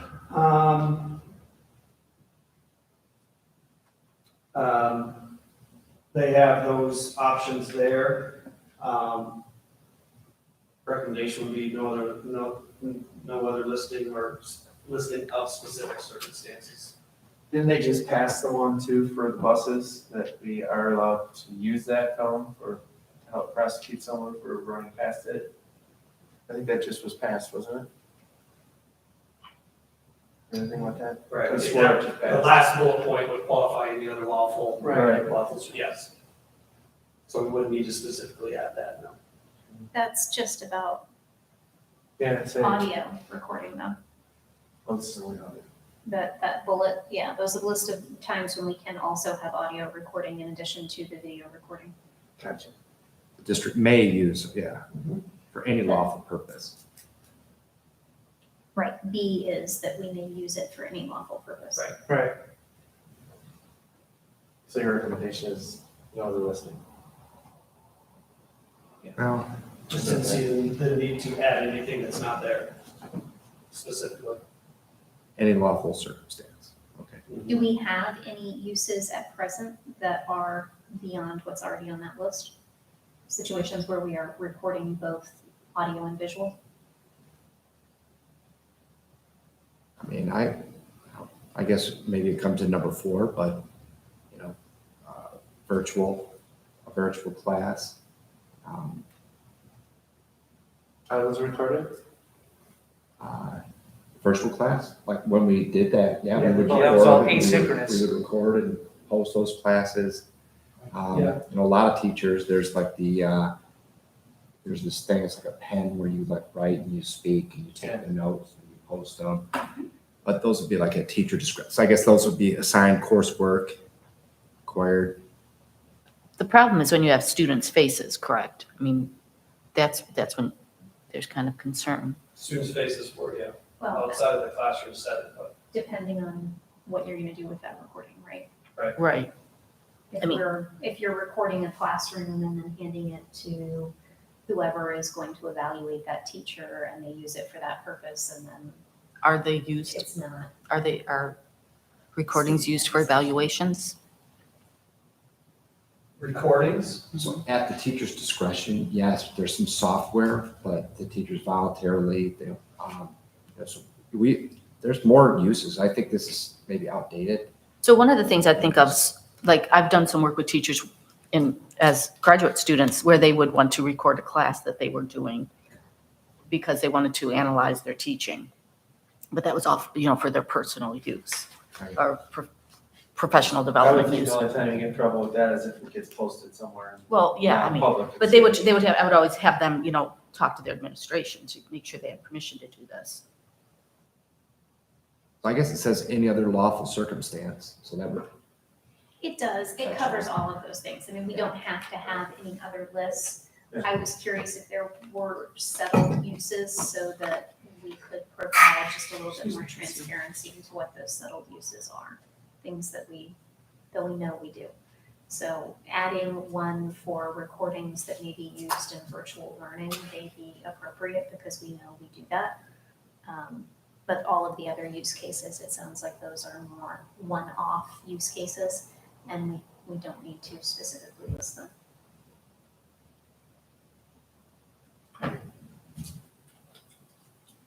Okay. 3105. It's use of visitors and volunteers. 82, the optional language supports current district procedures. So we adopt number 2 optional language. Yes, So- please. Don't we kind of do that already with the cards? We have to bring a driver's license in and Right. swipe the card in.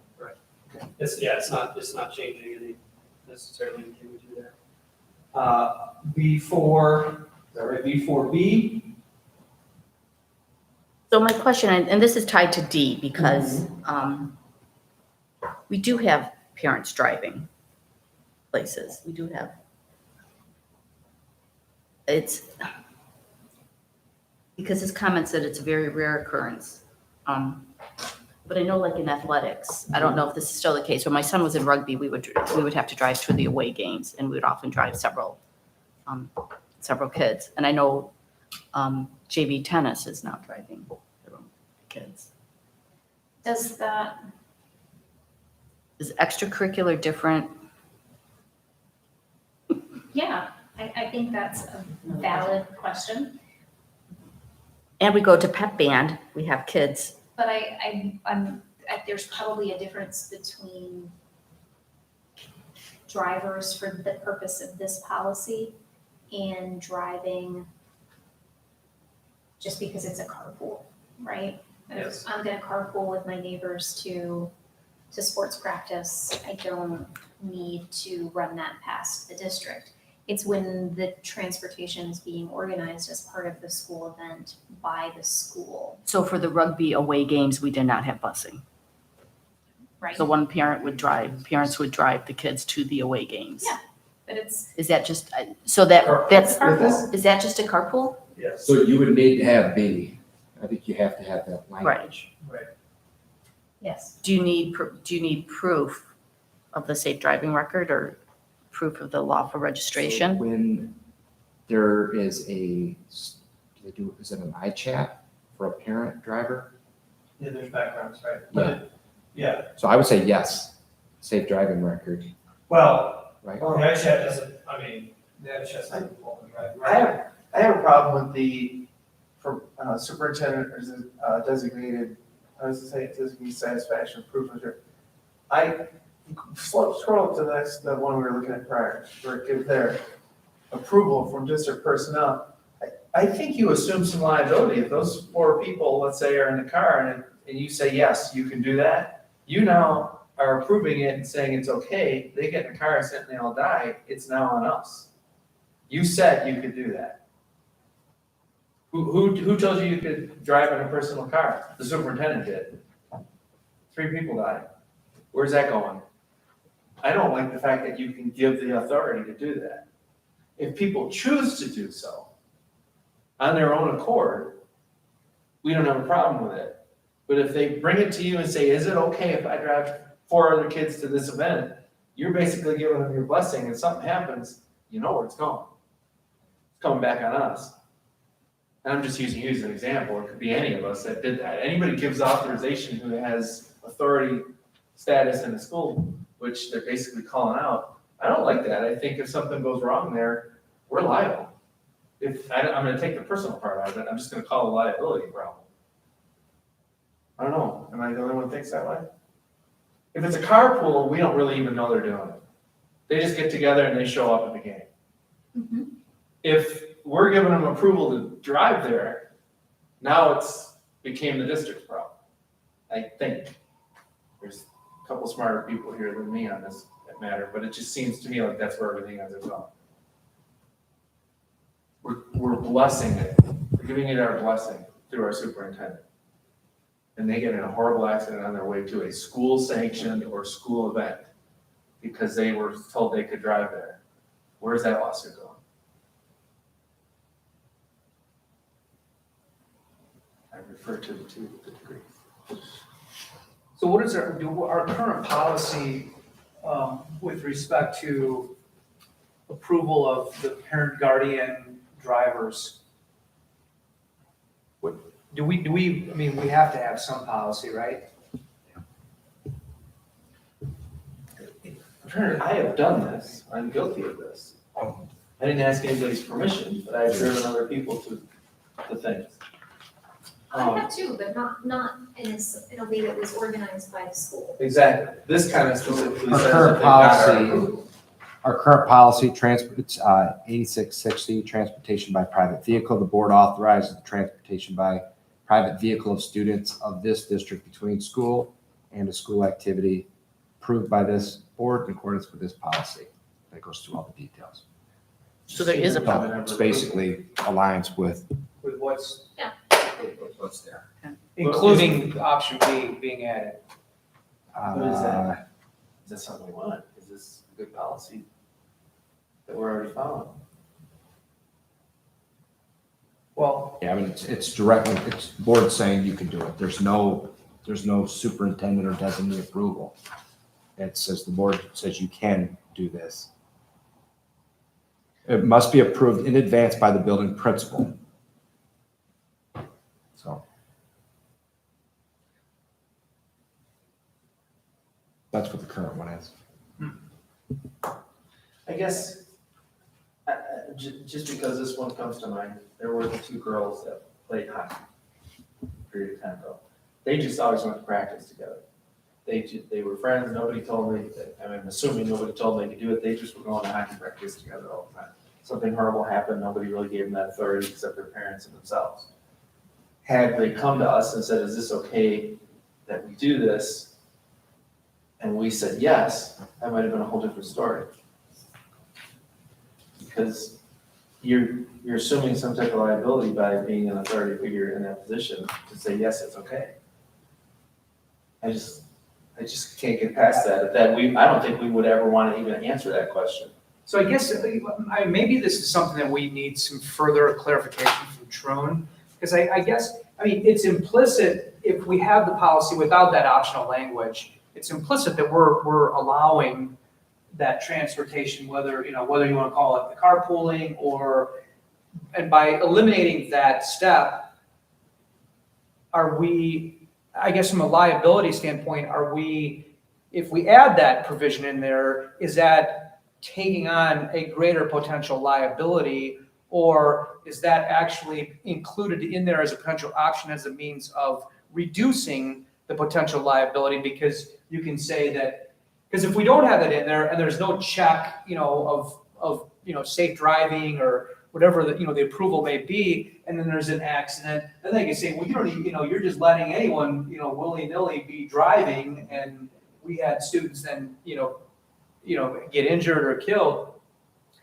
And because you don't have some process to screen or review who may be doing it. Or alternatively, to your concern, by adding that in there, is it increasing our potential? I don't know the answer to that question. We currently we bus our kids to basketball games, but we are told you must find your own way home, or I think they say you must find your own means of getting home after the game. So, I mean, I think we're basically saying, we're gonna take the responsibility to get you there. After that, it's your responsibility to get yourself home. This doesn't really do that. This just says we're telling them, yeah, it's okay to do it. I don't think so. But the way I read this is that if we add in the optional language for B, we are adding an opportunity for the district to plan for and approve volunteer drivers using their own cars to take children to school events. The So- approved part is part that hung me up right there. Right. If we don't have B in there, we are not permitting volunteers in private vehicles to take students to school events. But we're not telling them they can't. We are saying that volunteers may only drive a district vehicle with approval of the superintendent or designee in compliance with all applicable law for the purposes of, well, that doesn't help. I thought that first one maybe helped us. Well, see, that's what I'm saying. If I could, I think you're on the right track. This would be, the way that I read this policy is, let's say, for example, we want to take second grade on a field trip, Right, but we can't get buses to do it. right. The superintendent would allow parent volunteers 5 to take 4 and go as a field trip in private vehicles if he chooses to. This gives him the option to approve If it. he chooses to, he Right. might be incurring a liability for the district. Yes, because Well, the sure. district arranged the travel.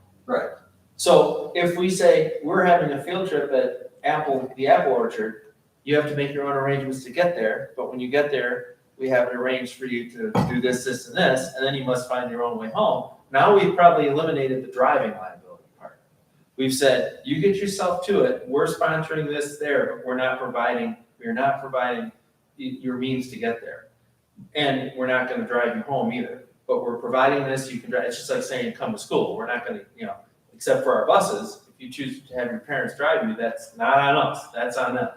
So by saying, yes, you may take other people in your private car to this event, you've just approved a person who, a person who might drive like an absolute nut, but not have ever gotten caught by the cops or had it on the record. How do you know that that person's a good driver? You're assuming a lot. And you're blessing it with your, yes, you may do that. That's Yeah, what I'm I've not run. denying, yeah, I'm not denying, I was just trying to provide. I think, No, I know. again, I this, thought it would be- this is a policy that is allowing this as an option. And I think without it, I think there's a lot of things that would be impacted by not having Well, here- option B. Well, then why do we have to get you involved in it? Why don't we just say that our policy is you Follows may approval. drive What's that? yourself to an event, and if they decide to take 4 others with them, we don't need to know that. We just say it is allowed at this event to have your own transportation, bring you to the school. We're kind of telling them they can bring 5 kids with them in the way it's worded. I don't think so. I understand what you're going for. I don't think that having this in there creates a free-for-all, and I don't think that it changes the normal expectation of things that are not during the school day and not official school things. Like, I don't see this policy as creating some obligation for the club sports teams that, the parents may sit around together at practice one evening and say, yep, I can take Johnny and Susie to the next practice for you if you can pick up, my If you time get rid of and them with change. the superintendent or designee's approval, I don't have a problem with the rest of it. But We allow, But I don't want, no. From my perspective, if we're going to address private vehicle transportation of students at all, I want to ensure that the district is only involved in permitting the ones that are approved. Anything that happens that's not approved, the district did not approve. The district did not tell you to do it. The district did not arrange for it to happen. So if you arrange to take Johnny and Susie home from practice, that has nothing to do with the district. If the district is going to do it, then we have the qualifications in D, where the volunteer driver has Yeah, but to. you're approving a volunteer. A volunteer is not a district person. They're a volunteer that we know nothing about, perhaps. Yep. Alright. But except that they have to pass the background check to be a volunteer, and then they have to show proof of insurance and a safe driving record, and proof of the vehicle's lawful registration. I'll show Well, and the parent has to give permission as for C. I mean, that's still. Yep. That's still a requirement. The parent has to give permission for their child to ride with To us. ride with that, Volunteer in that driver. private vehicle. I mean, I'm not convinced that we want that practice to happen. I hear you on the liability. I just don't think this is quite the open free-for-all that you're worried about. So accept option B, but not bullet 3 in D. Is that, No, Is we that the want the direction? bullet D, we just don't want the optional safe driving record. yeah, right, just Yes, the optional. And it's, well, the Why would you question, get rid of the safe driving record? the question is what qualifies for a safe driving record? There's nothing that what do you, that's the issue with that. You have to qualify what is a safe driving record, where would you get that from in order to approve it? And we So, can't get that through the iChat. no. iChat Part would of give my us, argument. They just didn't Oh, get caught and they drive like. yeah, idiots. right. It wouldn't be that they got speeding ticket, but we would have if they, Then I'm with you, we don't want volunteer drivers. No. I mean, I don't know. If we did that option for a safe driving record, we'd have to then define what that is and where they get that from, which, short of going to the secretary, I don't know. maybe our What- police I don't know, I liaisons can't even could answer that review that. question. How do I know if I'm a safe driver? I don't know. How to Is produce a document that says I do. I like what Dr. Apple just said, maybe that's something that we can The ask. our police liaisons are able to do a quick scan. Or what is, ask Trone, what is, How did they define that? how do they, consider getting securing safe driving record information if they have districts that adopt this policy? And I'm curious how many districts actually adopt that, because I suspect not many. That allow, private transportation? I don't know, I think. do we, It- do we it's do a small drug test districts, before they get in maybe. there? That's what you do to have a person work for you. Do we got a drug test? For all we know, they just smoked something or ate something and they're gonna drive away with their kids even though they got a great record. That's where I'm going with this. This is the kind of thing that can destroy a place if you don't think it through. So I'm not saying we've been doing it for a long time. Hell, I went to a parochial school for a short time. Everything was done that way. But it, But do we You really make do it that right. much of this? did we really win? What's that? Do we really do that much of this? I've done a couple. Not for I've done a couple some for fifth grade Like trips and fourth trips. Like, I field think trips. those- Because the buses, But I you think- don't want to take the buses because they have to be back for the high school. I really think that the field trips really are more buses than private drivers. I think the private driver really is, a lot of it is after school type things. Yes. It is athletics, but I think the practice is kind of what Ken's saying. My son's on the cross country team. They said, we're gonna meet at Bishop Lake. Yeah. Your parent can pick you up. I you don't get know a how you're ride gonna from get your there. buddy. That's where we're We're going. meeting at Bishop Lake. That's where practice is. Yeah. And it's incumbent upon, so that's the practice on that. I think there's very few, I can't hardly think of any field trips that we're using, like that are district arranged, where we're like, okay, let's get a whole That's group the phrase, together. the district arranged transportation Right. is what this is applying to. But see, I guess that's the point. So, if we're gonna have a policy that contemplates there being private drivers, I think we have to have B in there to provide for. Yeah. Or we're gonna throw the whole thing out. We're not gonna have any of this. I think Do we- you keep it to stay consistent, because there's something that we're not thinking of right now, that if we close that off, I just. Right. It leaves the door open if there's a circumstance where you need it. And I would think it might be smaller, and I'm thinking, they used to have maybe it's back in the day, they used to have a social studies competition, and it would be like 5 kids. Yeah. And, maybe 3 of the kids went with, this person, and we're not gonna take a bus for 5 kids. So there's circumstances, but I just think practice-wise, I agree with everything you're saying. I think that's why we're doing more buses. The buses are enormously expensive, so if you're only taking a couple of kids, the private driver's the better route. So what are we doing? I think you're accepting B and then Want more information? yay or on- nay on the, I think we need to get a More better info sense on- of I mean, what. we could just adopt the safe driving record and I'll just figure out, and it might be just that, maybe our police liaisons do a quick check and confirm that they would have a safe driver. If you want that extra policy, then we can just add it and we'll figure it out how to facilitate. Really, I mean, that's really. I guess I've been through a couple of these instances in my life, and I just know that, okay, if you're requiring that, then you're assuming the responsibility that it's proper information. A, that it's Right, from a right. reliable source, and you're giving it your blessing. Reliable. Right. I would say we should not adopt the safe driving record requirement if we're not sure how we're going to fulfill that. Because Yeah, having a policy exactly. that says you do something that you don't do is Yes. not helpful. going to be screening them as required through iChat to be a volunteer, and to be around children. So they're going to go through a background check according to our current policy for sure. It's just not going to show that they got a speeding ticket last week or, that type of thing.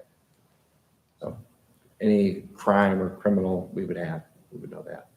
Well, we do background checks to be chaperones, 100%. but that has nothing to do with driving Everybody. kids there. Right. That's yeah. just saying, if you're here, you're a good person or reasonably safe person to be with. So we good on that one? I think so. Sorry, guys.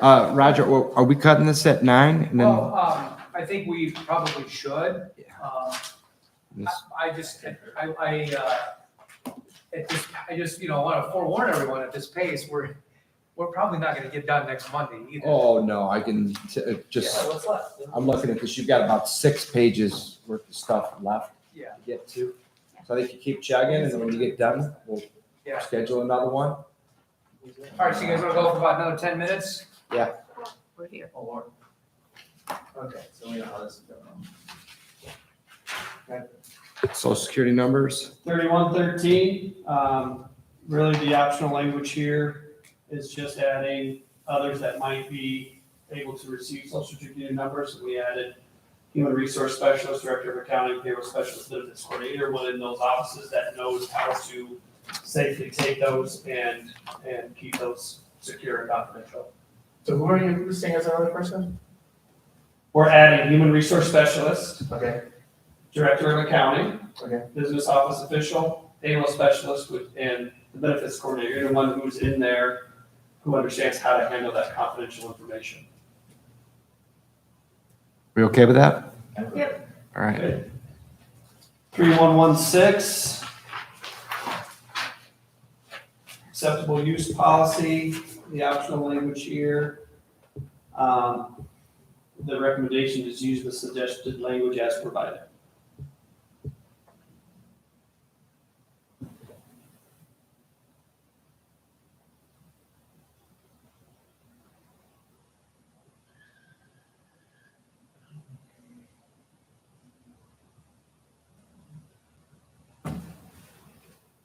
How does this, it doesn't say it, but is this consistent with any type of current law, state law or federal law regarding this topic?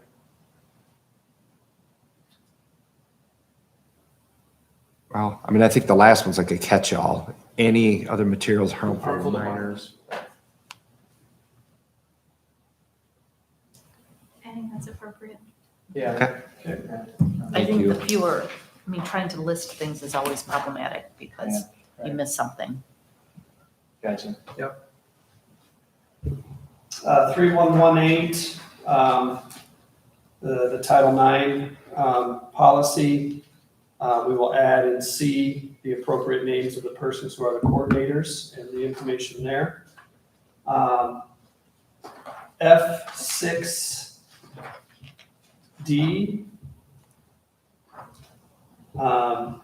Sorry. is really, this is a little bit different when our current policy as the appeal grounds. It specifically lists grounds for appeal.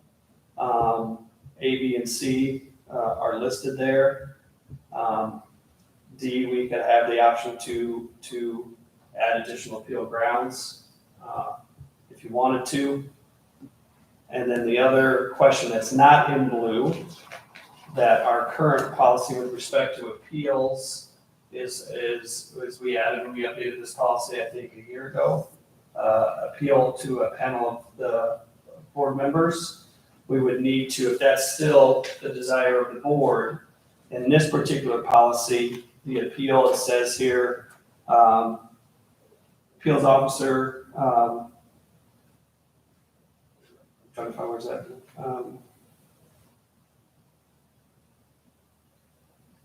5 days, responsibility to punish it. The Title IX coordinator will assign an appeals officer to do that. If we wanted that to be, we would have to change the language to match that, that our current policy of a panel would serve as the appeals process. So rather than an officer, we would have a Right. panel. The officer, whoever you assign as the officer would still need to be trained, but if it's. Is it a panel of board? Is it the board, a panel of the board members, or is it a panel? Right now, it just says officer. Is the current appeals policy, officer. is the current policy a panel of board? Correct. Okay. Yes, it is. That's why there was the training that was provided, because in order to serve in any other capacity, you have to have the training. If that would still be the way that you want the process to go, we would update the panel language to fit in here, as that's where the appeal would go. I think we should all take the training so that we know how to judge the policies and procedures and things that come from the board anyways. But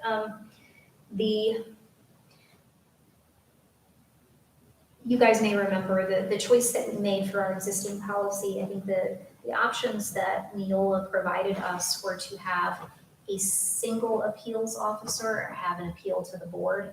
And we talked with our representative at Neola, and I don't remember if we went to MASB as well, and came up with that panel of the board as kind of the middle ground.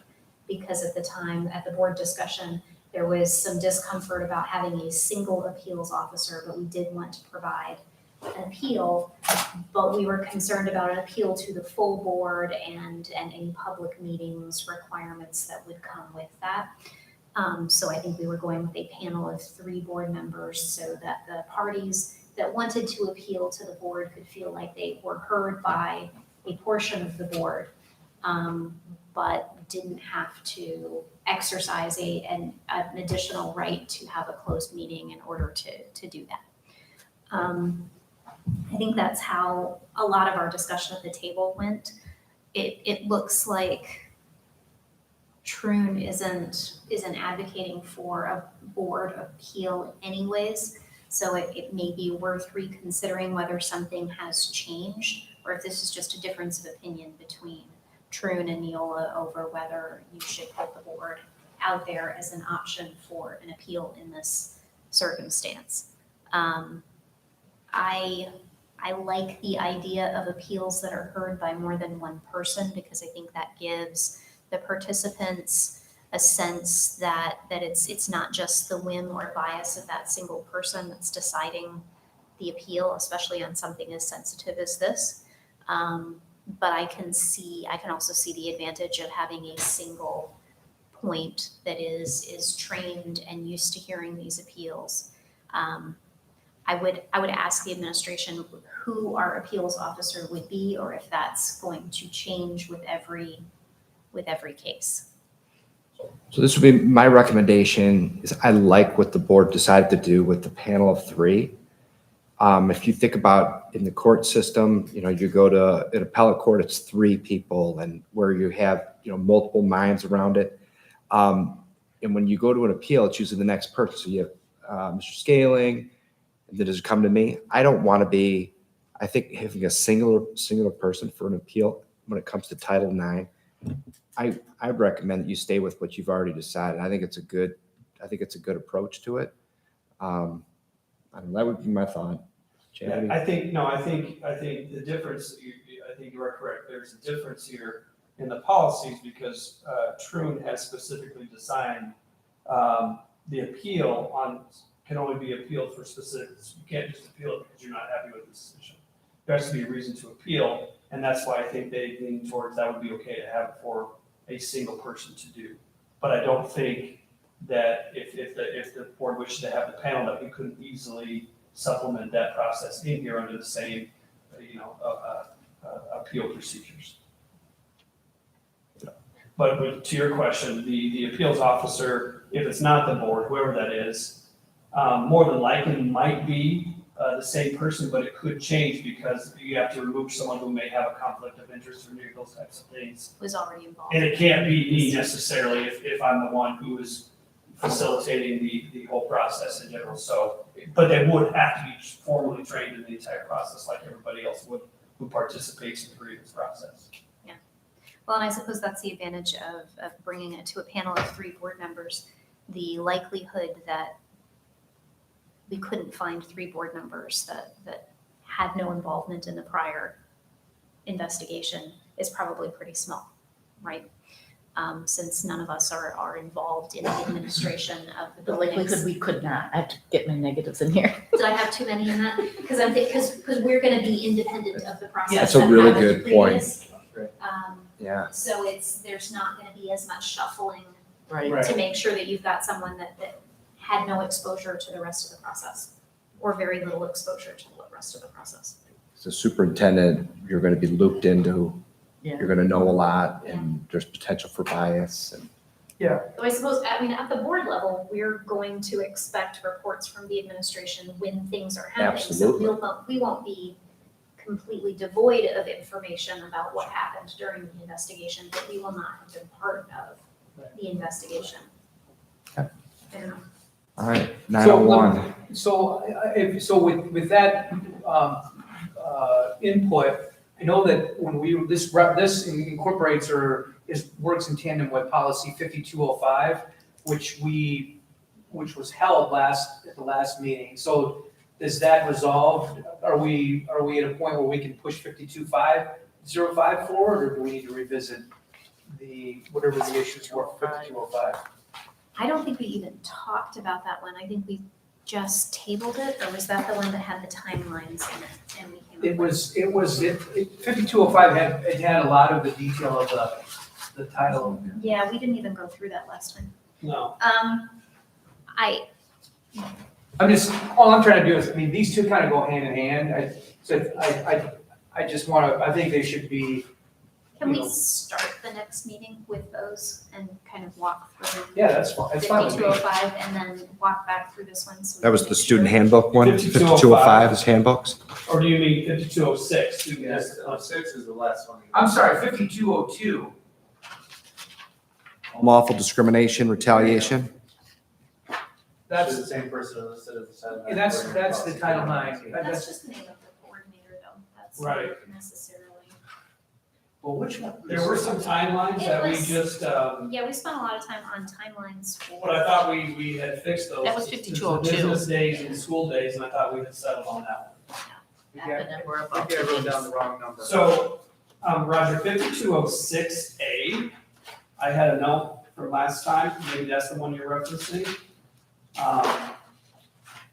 That's the student discipline due process, and we were going to align I don't know if that was one you were, I had a note there, that would be another, but that's student discipline, so I'm not sure. Mine at 5202 is the identification of Title IX coordinator, who's going to be, the board will choose either superintendent or board president to hear appeals. I know we talked about the date, the deadlines, but I thought that was still being held up tentatively regarding, the appeal process, who's gonna be hearing, the process as part of the appeals. I thought these kind of went hand in hand, but maybe I just said bad notes. No, I think you're probably. I remember there was, We need to, I would like to start there at the next meeting.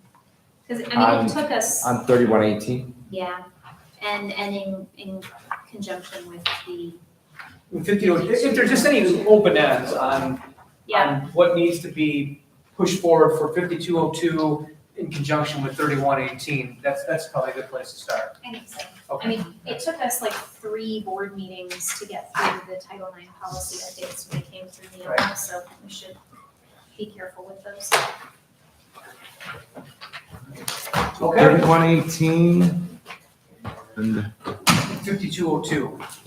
and then, all right, and the next 3 are all optional policies. So we can table those next week. Okay, right. so Monday, So Monday night, 7 o'clock? first one we would vote, we're gonna have a human resource report.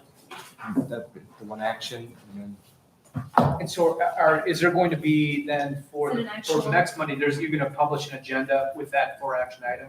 it'll be that, and then we'll go right And into, then right into. right back into this. Okay. All right, this meeting's adjourned. Thank you.